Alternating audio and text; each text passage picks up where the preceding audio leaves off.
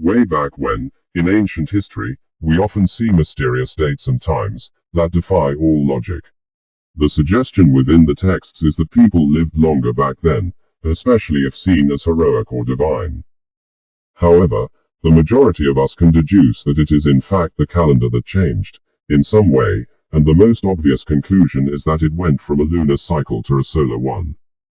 The book of Genesis in the Bible has genealogies written, where the forefathers lived supernaturally long lives, and this also causes confusion, for a little prior to the first serious genealogy, the flood happened in which we are told that the Spirit of God will not contend with humans forever. So our lives were reduced to a mere 120 years. In other histories, we often see similar occurrences, especially in the lists of kings relating to Sumeria, Babylon, and the near area. In the Indian histories, it tends to be cycles, periods of time that seem peculiarly long, eons that go on for near eternity.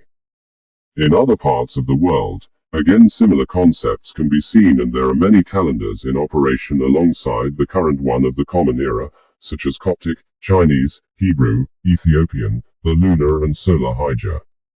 So there are many ways of measuring dates and times, most of which are based on the sexagesimal system, base 60, but what system or systems were in use before the Common Era?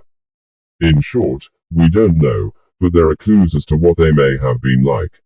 Some estimations have a tendency to exaggerate the longevity of rulers, making them semi-eternal, whereas sometimes it's the translation that puts people on the wrong track, and other times it's just plain nonsensical. One of the biggest clues we actually have is actually in a later text, in the New Testament, which in a weird way explains a lot. In 2 Peter 3:8 we are advised, by a metaphor, that a day to the Lord is 1,000 years, and 1,000 years but a day. And therein lies the problem, that we tend to presume that the other time is like ours, sexagesimal, having 60 seconds, minutes, etc., so when it comes to figuring out other time zones, so to speak, where do we even begin? Well, I had this very problem whilst looking into the SKL, Sumerian King List. The Sumerian King List is thought to have been written circa 2112-2004 BC, during the reign of King Shulgi, 2084-2037 BC, who aimed to unite and legitimize his rule over Mesopotamia. It was then edited during the Old Babylonian period circa 2000-1600 BC, when the majority of preserved clay tablets were written, with final edits believed to have occurred circa 1827-1817 BC, this being the most complete version of historical records. Constructed during the 11th year of King Sin-Magir's reign over the Isin dynasty. It does what it says on the tin and lists a load of rulers who ruled for extraordinary lengths of time, and the first part of it reads like this. In the following translation, MSS, are referred to by the sigla used by Vincente 1995. After the kingship descended from heaven, the kingship was in Eridug. In Eridug, Alulam became king. He ruled for 28,800 years. Alalia ruled for 36,000 years. 2 kings, they ruled for 64,800 years. Then Eridug fell and the kingship was taken to Bad Tibera. In Bad Tibera, Enmenlu Anna ruled for 43,200 years. Enmengal Anna ruled for 28,800 years. Dumuzid, the shepherd, ruled for 36,000 years. 3 kings, they ruled for 108,000 years. Then Bad Tibera fell and the kingship was taken to Larig. In Larig, Ensapadzid Anna ruled for 28,800 years. 1 king, he ruled for 28,800 years. Then Larig fell and the kingship was taken to Zimbir. In Zimbir, Enmender Anna became king. He ruled for 21,000 years. 1 king, he ruled for 21,000 years. Then Zimbir fell and the kingship was taken to Curupig. In Curupig, Ubaratutu became king. He ruled for 18,600 years. One king. He ruled for 18,600 years. In 5 cities 8 kings. They ruled for 241,200 years. Then the flood swept over. There are 2 more sections, but it is just the first that we will focus on, as the principle behind it applies to the rest. So as you can now see, these rulers lorded it over kingdoms for absolutely ages, yet no one can live that long, so what exactly is going on? Well, once more it's down to changing ways of life, the rise of farming and eventually, civilized society. As the transformation occurs, the calendars change and become consolidated in the respective kingdoms. The Indians were studying the skies and had been for a long time already, and they had an understanding of time being cyclic. We currently believe in time being linear and sequential, following time's arrow and moving forward, but this is not the perception held by everyone, especially back then. The Indian perspective of time was that it was a cycle and that there are many interrelated cycles that relate to each other in the cosmos. The easiest way of explaining this is to imagine a 7-day week and time moving forward, changing date with each movement forward. Now we understand that each Tuesday is a new Tuesday, whether the 7th, 14th or otherwise, but the Indian perspective is different in that the same week is being constantly replayed, so when Tuesday comes, it's another chance to experience Tuesday, the first and only one. It's like the slate is wiped clean and you experience Tuesday once more. This cyclic understanding of time is very different from linear time, especially as it suggests that everything is available at the one time, one moment, all the time, and it's merely recycled. So all potential realms and moments are happening all at once, here now. The direct contrast of linear time is that each moment is fresh and new, each Tuesday is a new Tuesday, as we move forward with time. Understanding this is integral to how the calendars worked. The Natufian culture is often seen as the transition period from traditional hunter-gatherers to civilized society, as they were starting to manage crops, make bread, start cattle farms or becoming pastoralists, herding animals. There have been graves found in which people from this culture have been buried, opening for us a brief window into their lives back then. From them we understand that old age, at this time, was anyone who made it past 40 years of age. You may be wondering why I mention this, and it is for very good reason, as life expectancy changes over time according to environment and conditions. The other reason I mention this is due to needing to know the typical old age of this time and neighborhood for when we look at the Sumerian King List, so understanding these factors of cyclic time and the contemporary elderly makes sense in a rational way to us. Further to this, looking at how the system of kingship, town planning works at the relevant time and place of ancient Sumer is crucial. Due to the local areas being close to bodies of water, a simple practicality, they needed to understand how the water changed the landscape, and back then the water changed the land a lot. They proactively sought the reconstruction of settlements with a view to working with the ever-changing waters and landscape. This is something that they worked at so settlements were sustainable. In order to move from wandering to remaining, they looked to minimize any potential issues. Philosophically, they argued between what was better in their texts, as they made inroads into the practical town planning, and whilst also seeking to establish religious beliefs. There was a lot to consider, and all these points are crucial to interpreting the ancient calendar they used. So they practiced the cycle of moving cities due to water levels, and due to this, cities were often relocated, primarily due to shifting river channels and the salinization of agricultural soil. Constantly changing hydrological shifts meant rivers changed courses unpredictably on the flat alluvial plain, leaving old harbors and canals dry while flooding other areas. Over-irrigation, on the other hand, raised the water table, drawing lethal salts to the surface and destroying crop yields, forcing populations to seek fresh, arable land, hence the need to move their cities and towns. Next, we need to try and understand the terms being used in the calendar. The texts mention sosses, nears and sars. It's here where the figures reveal the vast length of the kingships. It was a sexagesimal system, but significantly different, as how they measured time was very different. They used the basic idea of 60 but with weird parameters. I found it easier to think of sources, nears and sars like seconds, minutes and hours, yet don't fall into the trap of taking it literally this way, for this is how, I fear, the exorbitant numbers have been arrived at. The rudimentary belief is that the units are as such. 1 sos equals 60.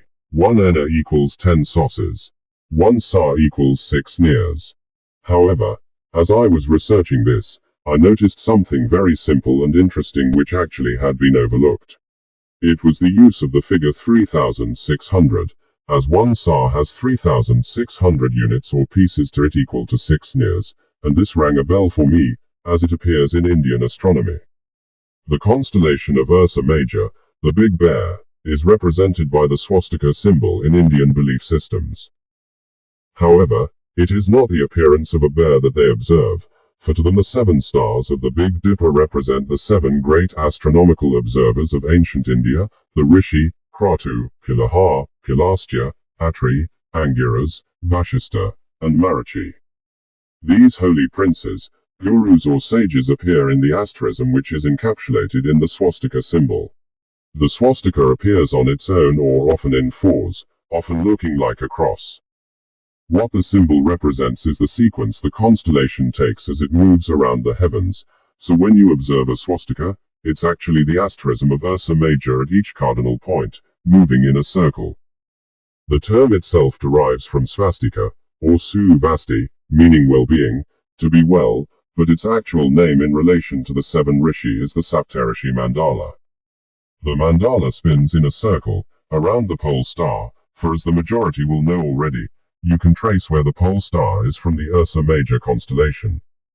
In ancient Indian astronomy, this asterism moves in a cycle called the Saptarshi cycle, lasting some 3,600 years, and it's based on a system similar to that used for Jupiter. According to the ancient, Kashmiri astronomer, Kalhana, the Saptarshi cycle is based on the Jovian calculation, Samvatsara, in Indian astronomy, which is the observation of the constellation of Ursa Major moving through the celestial houses. The Saptarshi cycle was apparently reset in 6676 BC, during the Holocene epoch, Stone Age, Mesolithic period, as well as in 3076 BC, and a subsequent one started in AD 525. From this we can tell that the calendar was being used between 6676 and 525 BCE by some cultures, which is helpful to know. The big thing we are missing though is knowing what the sosses, nears and sars actually stand for, what they represent and, as mentioned before, how they measured what they measure. So what do we know? 1 sos is equal to 60, 1 ena is equal to 10 sosses and 1 sar is equal to 6 nears. Great, but what do the units represent? Here it gets interesting, for the sosses are hours. It could be seconds or minutes, and you'd be forgiven for thinking so, but a sos is an hour. The nears value at 10, which seems odd, as it doesn't sound very sexagesimal like, does it? There's number 2, 3, 4, or 6, it's 10 instead. 10 what? Well, it was assumed that it is years, but this is where everyone goes wrong. It has to be sexagesimal and this 10 doesn't fit in. Then with the sars, 6 nears make 1 sar, that's also equivalent to 3,600 somethings. Again, we don't know what units are being stipulated and it is assumed that it's years. This is wrong, and now I know why it's wrong and also can explain what these aspects represent, which when you see it, you'll wonder how anyone missed it.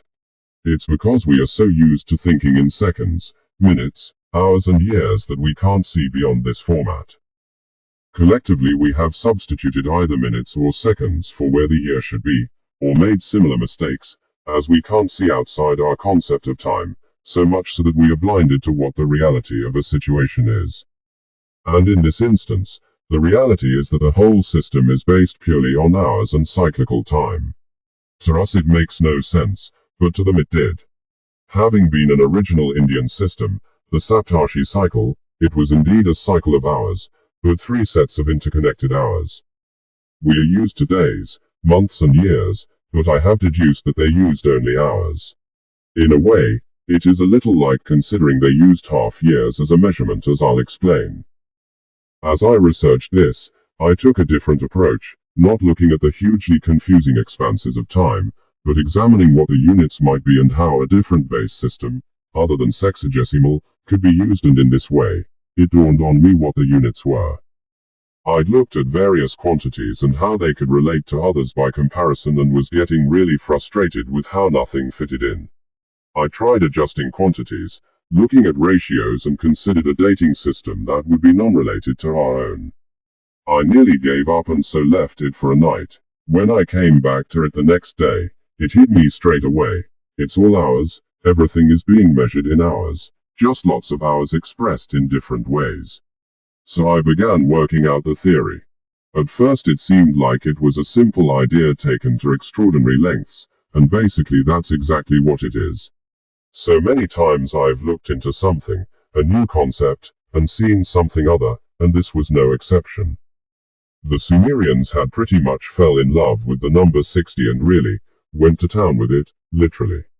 Like the old man said, if it ain't broke, don't fix it, and in Sumer, they fixed 60 forever. It stuck. In time, all other horological systems would eventually encapsulate the concept of 60 as the base for measuring time, but the very first, regular use of this measurement, is born here in good old Sumer.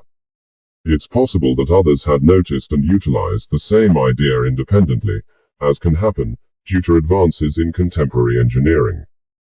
Take the wheel for an instance. We can't say Slugger Bushface invented the wheel, 2 SARs, 3 Nears and a SOS ago, in Todmorden. No, we can't. We simply know that technological advances happen in trends, and back in the day, a new type of clay, new kiln constructions, tools for making patterns, etc. would quickly spread, influencing other areas, societies and cultures. For now though, metaphorically, time is about to be born in Sumer. As mentioned, the system used employs hours as its basis, yet it will be interesting to know how they measured hours. One assumes that they measured the sun as it journeys to and fro, and used moondials and the suchlike. More often than not, large stones, menhirs or megaliths, were employed for such a task, which was more common across Europe, North America and Canada than the Middle East, but who knows what they used. The hour-based system must have used sequential markers as well, so people knew how many hours had passed, for work, tasks and things like this. One measurement system that immediately comes to mind is the water clock that tips and sounds once the cup is full. One presumes that objects such as these were their clocks of the time. Aside from this, as we know now, they used SOSes, Nears and SARs, standing for hours, hours and hours. It's the amount of hours that we need to calculate though. We know that 1 SOS is equal to 60, 1 ENA is equal to 10 SOSes and 1 SAR is equal to 6 Nears. In Sumerian terms the quantities had limits, similar to tens, hundreds and thousands, and the limits were these. 1 ENA equals 600 units and 1 SAR is equal to 3,600 units. Now that we have the parameters and limits in place, we can calculate the hours, which are utilized in each division. SOSes are each 1 hour and there's no limit to them. Nears have 600 hours as a limit and SARs have 3,600 hours as their threshold. To measure the time, one starts the sequence with the largest number, ending with the smallest, 100 to 1. An example is 4 SARs, 2 Nears and 5 SOSes. The math would be 4 times 3,600 for a SAR, 2 by 600 for ENA and 5 SOSes, making the total the sum of each division to give you the length of time. Once I had calculated all the figures for the first section of the SKL, I then worked out what the periods of time are the equivalent of.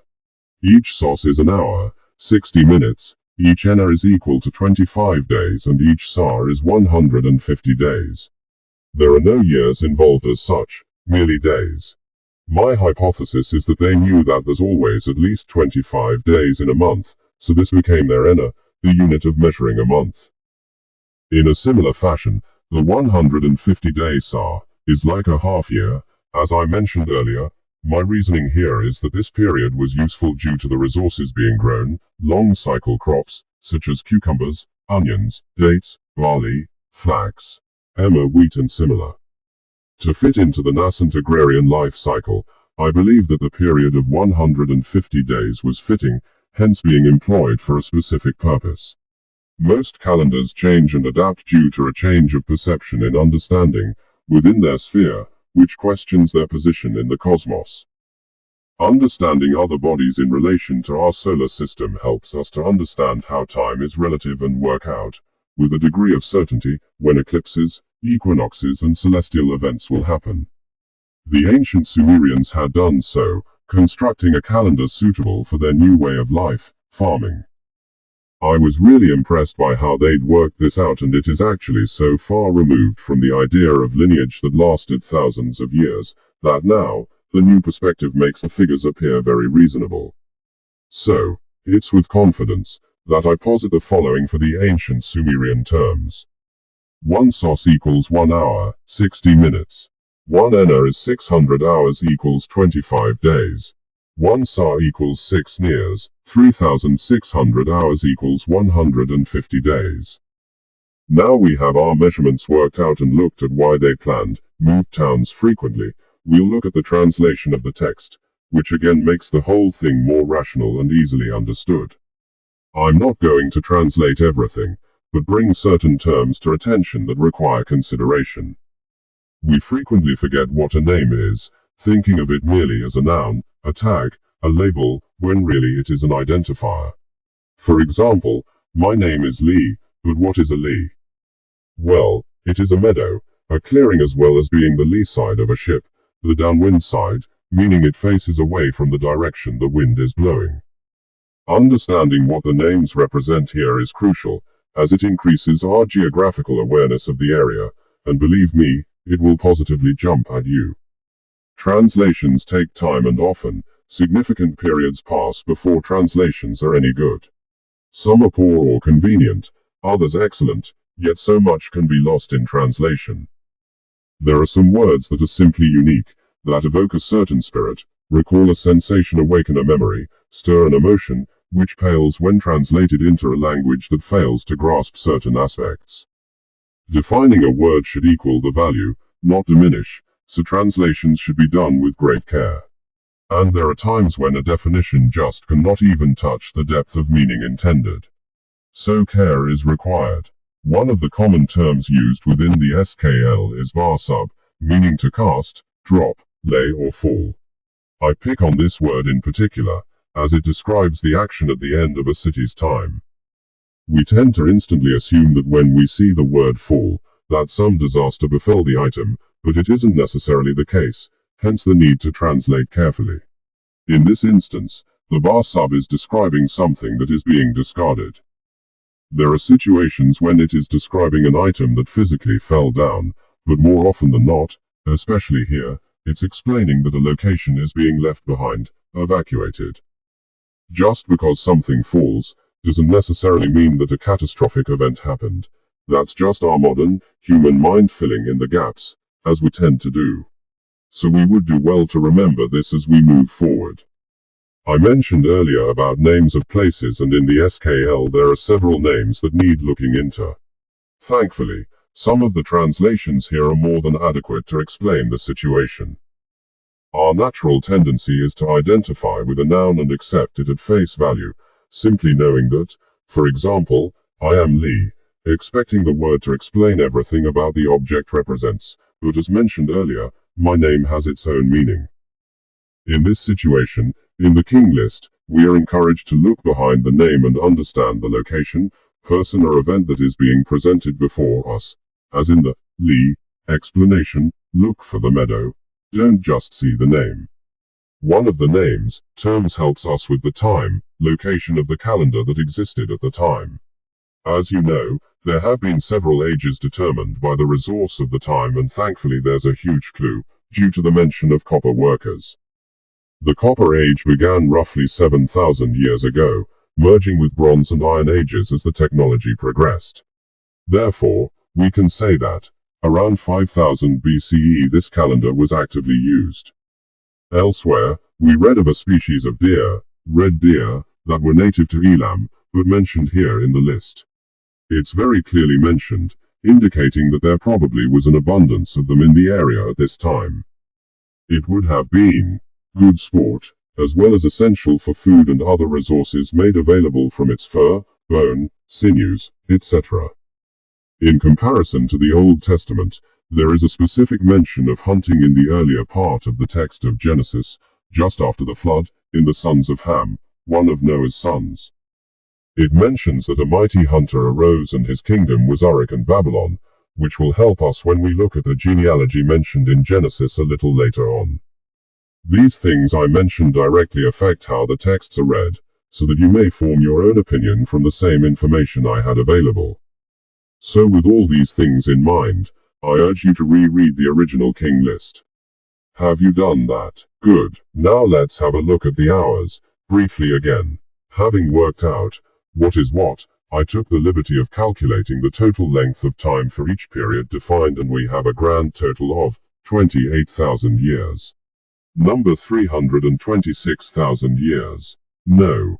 We get a meager 27 years and 145 days in total of the period of the first portion of Kings.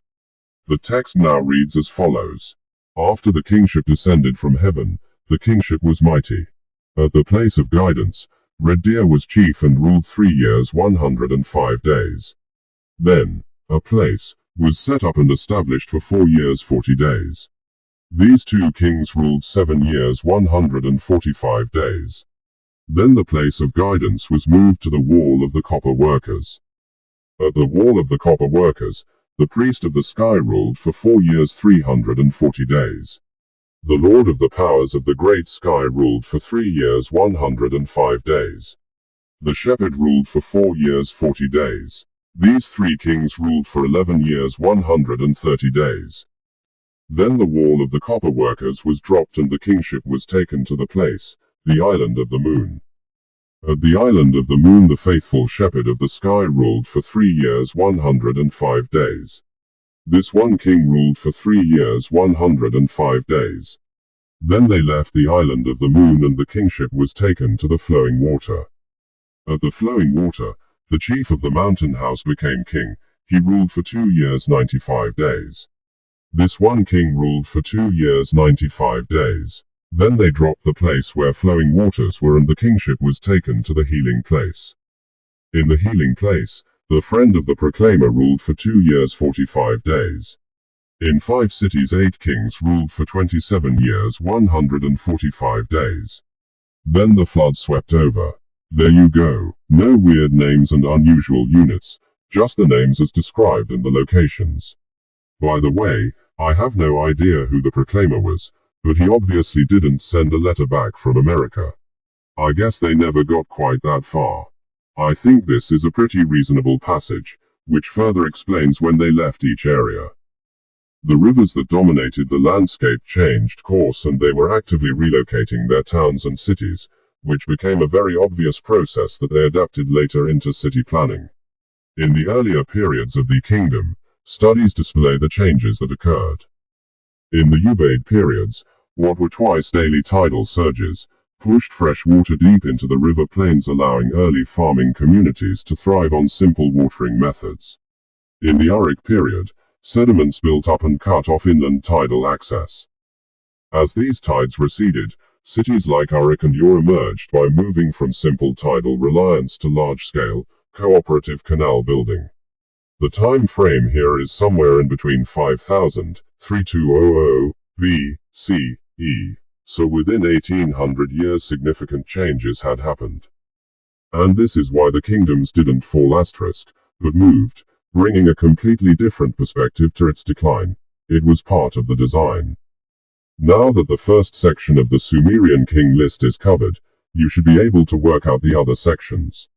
Let us now look at the genealogy listed in Genesis chapter 5.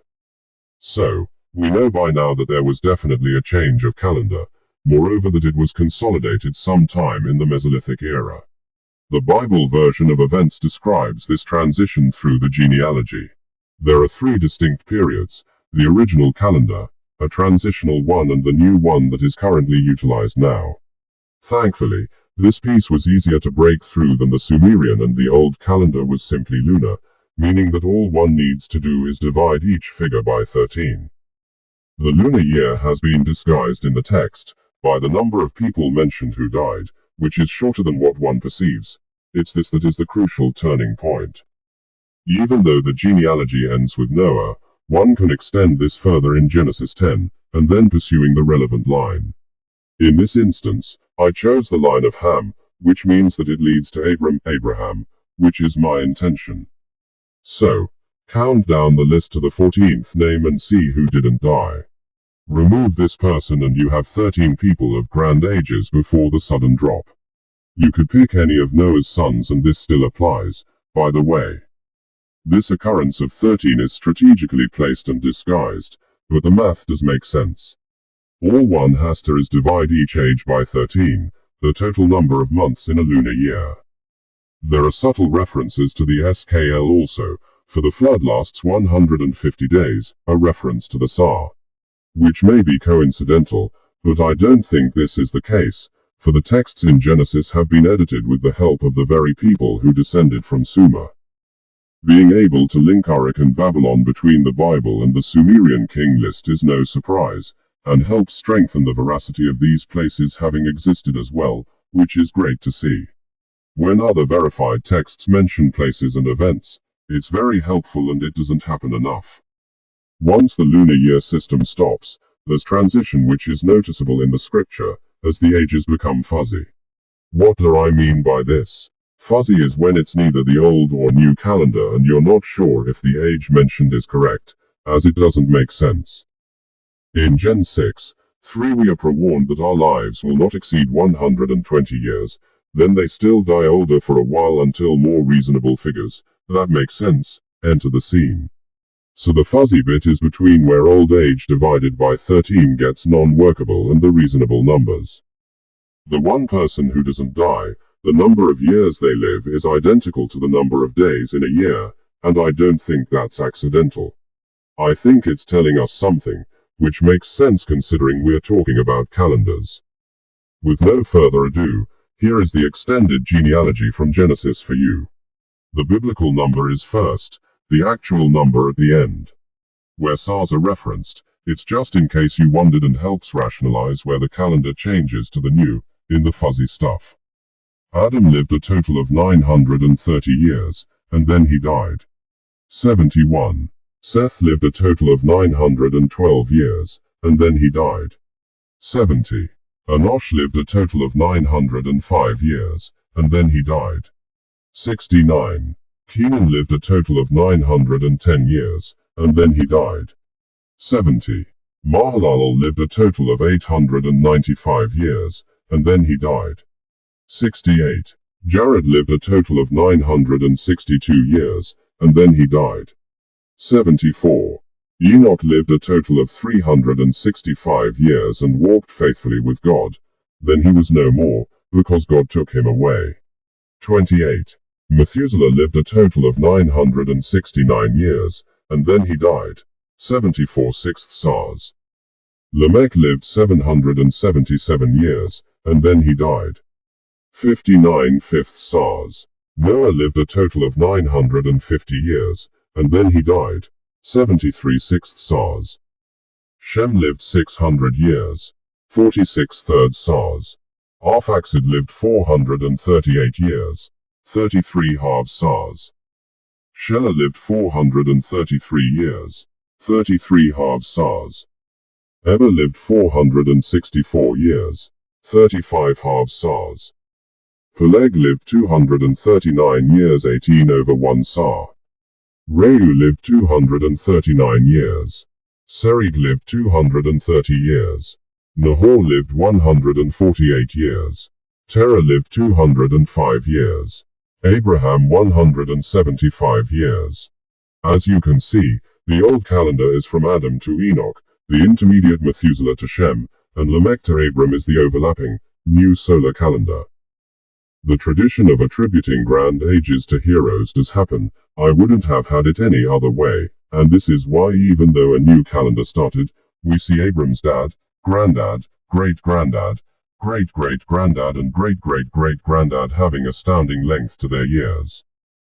Although we do get very near to 120 years with Nahor, in his Bekel descriptor in Gen 11, Why this happened sort of unexpectedly is weird, considering the flow of text, so I suspect a midrash somewhere has a tale or two to explain it. Normally this would indicate some sort of punishment, or that they were not very righteous. However, given the context of why we were made to live no longer than 120 years, it does indeed make sense, but the passage that illuminates the reader that usually accompanies the verse is not present here. Normally, little descriptive verses pop up, such as, "He was a mighty hunter before the Lord," that is why it is said, like Nimrod, a mighty hunter before the Lord, in Genesis 10:9, which explain the reasoning, hence my suspicion that a midrash somewhere has the relevant information.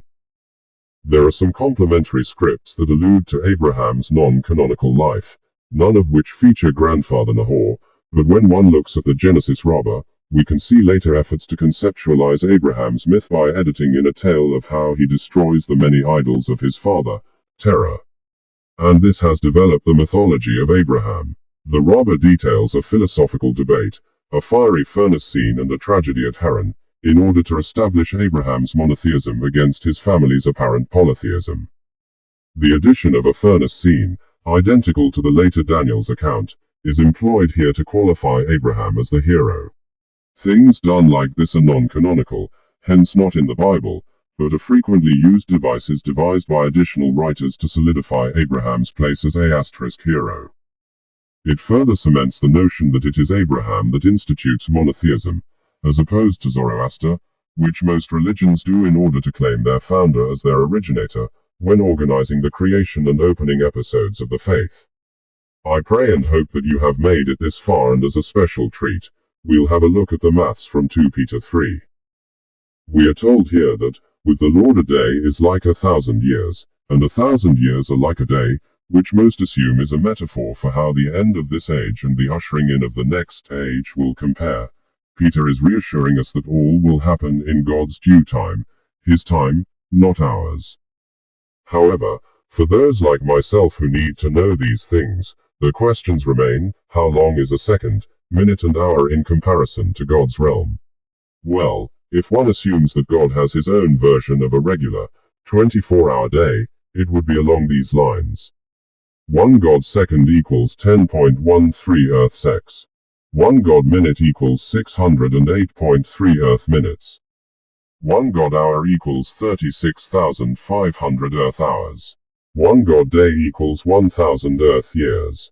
I hope this quiets your inquiring minds. It's a good job that God's not slow, isn't it? For if God were to say, "Oh, hold on a minute," we'd be waiting over 10 hours. After all this, what can we deduce? Was there a universal time before the modern, solar calendar? There are still many calendars existing, as mentioned before, so is there such a thing as a universal time scale? Yes. UTC, Coordinated Universal Time, is based on the Greenwich Meridian Principle, and this forms the basis of computing latitude and longitude for navigation. This was established on the 1st of January 1960 and was officially adopted in its modern form with leap seconds on January 1, 1972. Prior to this, Greenwich Mean Time, GMT, was the established universal time, set up in 1884 by delegates from 25 nations at a conference in Washington, D.C., and they officially set the prime meridian at Greenwich, being 0 hours. This helped unite time for transport such as ships, trains, etc.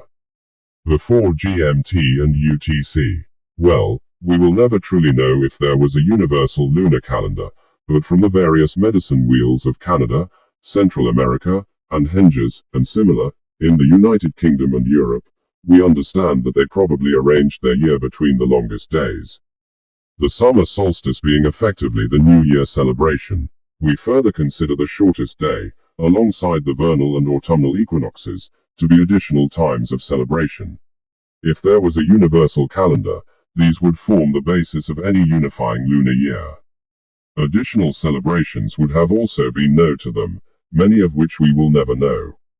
One aspect that did not occur to me until doing this research was the use of moondials. The majority of us understand the concept of a sundial, yet the moon version is seldom looked at. As part of the research, I looked at the various medicine wheels, henges, teepas, and similar sites, employed across the northern hemisphere. Carnac, in France, struck me the most, where the concept of moondials has run rife. There's one segment in Carnac that has hundreds of standing stones, whether menhirs or megaliths, alongside dolmens. When I viewed an aerial photograph of this arrangement, immediately I saw hundreds of moondials chasing the elliptical path the moon weaves as it moves around the heavens, so one presumes that this is how the henges were worked out. By making rows of moondials, they trace the wobbly journey the moon makes around our planet and establish the trajectory over a number of years, culminating in the eventual positions where the shortest and longest days align each year.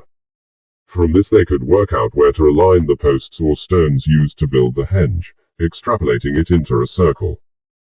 The majority of henges and medicine wheels do have avenues that lead to and from them, and I firmly believe that these avenues were used for moondials as they constructed the circular venue. What I consider to have happened at Carnac is a celebration of this very method. To my mind, it looks like this was one of the very first attempts at recording the celestial activity, so to build a henge, and because it was concise, they kept it on display to honor the method used. Over time though, people have damaged some stones, taken a menhir or two and utilized the dolmens for other uses.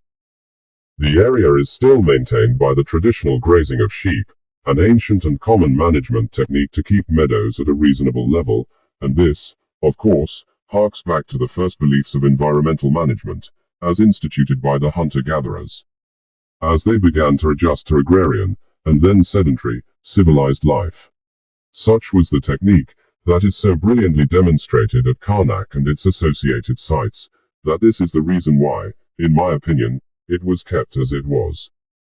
Confusing for the majority of modern minds maybe, but not to the ancient wanderers, who would have recognized what the arrangements were. A complete moondial avenue and henge shows everyone how they were constructed. It was usual for henges originally constructed with wood to be eventually upgraded to stone. This has been observed by archaeologists, and as mentioned, we know of the avenues that reveal themselves next to the sites. Yet it's very seldom that the moondial notepad stayed in place alongside henge or wheel. Going back over on all that we have observed and learnt in this article, I'd like to finish by looking at the oldest numerical calendar system that we are aware of, from India. With this, you will discover just how all the aforementioned relates to prehistoric time and how the similarities appeared within the modern scriptures and calendars. Within ancient Indian astronomy there is the notion of a god day, which essentially is a cyclic period of time. And when I say a period, it's long, extremely long, we are talking eons here, thousands of years. One way to consider it is that this vast period has layers within layers, breaking every cycle down into a milieu of other cycles that record every process required for that day. These days are known more commonly as ages. At present, we are in the end stages of the current cosmic cycle, which is believed to have begun at midnight on February 17, 3102 BCE. This date marked the departure of Lord Krishna, which means we can effectively identify this age as being the Kali Yuga, the fourth and final age of the current cosmic cycle. These god days are known as kalpas, meaning a day of Brahma, who is the Hindu god of creation, who forms part of a trinity, called the Trimurti. Within the trinity are Brahma, creator, Vishnu, the preserver, and Shiva, the destroyer. Brahma is therefore known as creator of the universe, knowledge, and the sacred Vedas. These kalpas are worked out as having a day, lasting 4.32 billion years and a night, of 4.32 billion years, meaning that a single day to Brahma lasts 8.64 billion human years. At the end of each kalpa, there's a partial dissolution known as pralaya, which can be perceived as either daily dissolution nitya, destruction at the end of a kalpa naimatika, and total universal annihilation mahapralaya. Interestingly though, a kalpa lasts 1000 mahayugas. The math for this is 1 mahayuga equals 4,320,000 solar years. 4,320,360 equals 12,000 divine years. So, 1 mahayuga equals 4,320,000 years or 12,000. Divine years. 1 kalpa equals 1000 Majayugas. From this we can see where the inception of the notion of 1,000 days arises. With the Lord, a day is like 1,000 years, and 1,000 years are like a day, which isn't the same, granted, but very similar in concept. The Jewish gematria, a conceptual numbering system with spiritual meanings attributed to each number, is significantly different from the Indian idea of time, so the numerical values are not compatible with each other, indicating that this is merely coincidental, but worthy of mentioning. From this, we can deduce that there was no uniform, universal time or calendar once again. The generic threads for a pre-Common Era calendar therefore appear to consist of a very basic lunar year, of approximately 13 months, with the observance of the equinoxes, shortest day and the longest day marking the yearly celebration. If you are wondering why lunar and not solar, this is primarily due to environmental events that often hit the sun, volcanic ash being one example, so if any light were to be consistent, it would have been moonlight. Inasmuch as we collectively would have worked out the sexagesimal calendar eventually, we arrived at this understanding around the Stone, Copper Age, with grateful thanks to the Sumerians. The Indians also assisted, then later on Caesar and Gregory put in their 2 penneth worth, leading nicely to the United Kingdom of the 17th century, where Flamsteed's calculations in the 1670s helped eventually establish the Greenwich meridian and mean time. Ironically, it's taken time to understand time. Personally, I thoroughly enjoyed researching this area, how prehistoric time was perceived and recorded, and as you can see now, it allowed me to posit my own ideas and compare them to what we think we know. And this is it, it's what we think we know, as we will never fully comprehend how they understood and recorded time. In the meantime, until we meet them, let's take a minute to wander down a metaphorical avenue and observe the moon as it casts its shadow over us in the evening sky, as regular as clockwork. God bless.